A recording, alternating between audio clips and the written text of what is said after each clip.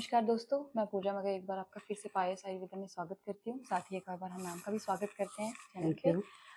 Ma'am, मेरा ये question है कि हमारी सोसाइटी में आजकल लोग टेक्सटिंग को इतना प्रेफर क्यों कर रहे हैं, क्यों दे रहे हैं? अगर सामने भी हम बैठे हैं तो हम बात करना उतना प्रेफर नहीं कर रहे जितना हम टेक्सटिंग करना प्रेफर कर रहे हैं। ये चीज ऐसी है कि ये नहीं है कि हम ही ऐसे कर रहे हैं। आप कहीं पे भी देखेंगे ऑल ओवर द वर्ल्ड, जहाँ पे भी मोबाइल्स बहुत ज्यादा आ गए हैं लोगों के हाथों में, तो वहां पे ये सारी प्रॉब्लम कॉमन है कि वो लोग टेक्सटिंग को ज्यादा प्रेफर करते हैं और बोलने को उतना महत्व नहीं दिया जाता है। तो जब हम बोलते हैं, बोलने में हमारा जो है सलाइवा प्रोड्यूस होता है ना, तो सलाइवा जो है वो हमें बोलने में हेल्प करता है। ये जितनी टेक्नोलॉजी है, जितना ये इलेक्ट्रोमैग्नेटिक रेडिएशन आजकल हमारे आसपास है, ये और मोबाइल्स जो हैं हमारे हाथ में चलते हैं, मतलब टेक्सटिंग इज गतिविधि है ना, लिखना मूवमेंट है, और बोलना जो है बोलने में हमारा कफ एलिमेंट जाता है, यहाँ पे हमारा वात प्रकोपित होता है। तो इन सारे रेडिएशन से मेरी बॉडी में से मॉइस्चर की कमी हो रही है, जो कि हमने पिछली बार भी डिस्कस किया था कि अग्रेशन क्यों इतना बढ़ रहा है। उसके पीछे भी एक यही रीजन है कि लोगों में पेशेंस नहीं रहती, hyperactivity of the mind है, hyperactivity of the body है ना। दोनों चीजें जब कॉम्बिनेशन में काम करती हैं, मेरे को बोलने में, मैं बोल रही हूँ, मेरे मुंह में सलाइवा पैदा होता है, मेरी जीव की मूवमेंट होती है, तो मूवमेंट होती है तो मुझे प्यास भी लगेगी, है ना।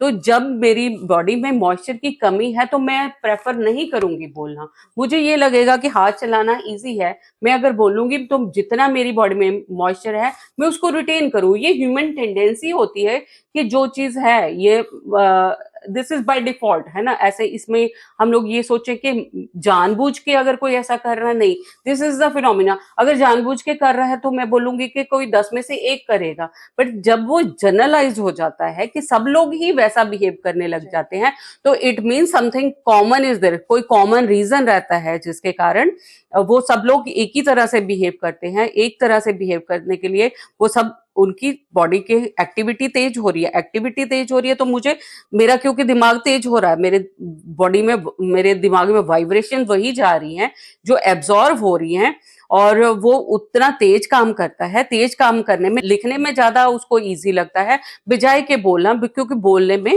दिक्कत हो रही है। तो इस सब पे मैंने शायद पिछली बार भी बताया था कि मैंने एक इसी पे पेशेंट्स की जो पल्स है, पल्स भी डिस्टर्ब हो रही है, तो उस पे मैंने एक डाटा कलेक्ट करके मैंने एक बुक लिखी है कि आप इसमें से कैसे बच सकते हो, है ना।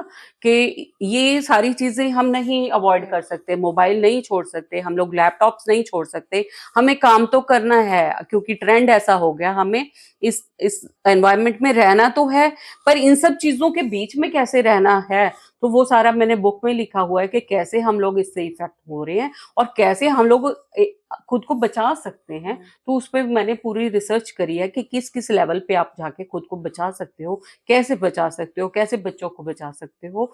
तो वो मैं हमेशा कहती हूँ कि इंसान को एक बार जरूर पढ़नी चाहिए, क्योंकि हमें नहीं पता लगता, जनरली छोटी छोटी चीजों में नहीं पता चलता ये कैसे हमें इफेक्ट करती हैं, बट जब तक उसकी समझ आती है तो मुझे लगता है कि बहुत लेट हो जाता है। इसलिए सूनर द बेटर, है ना।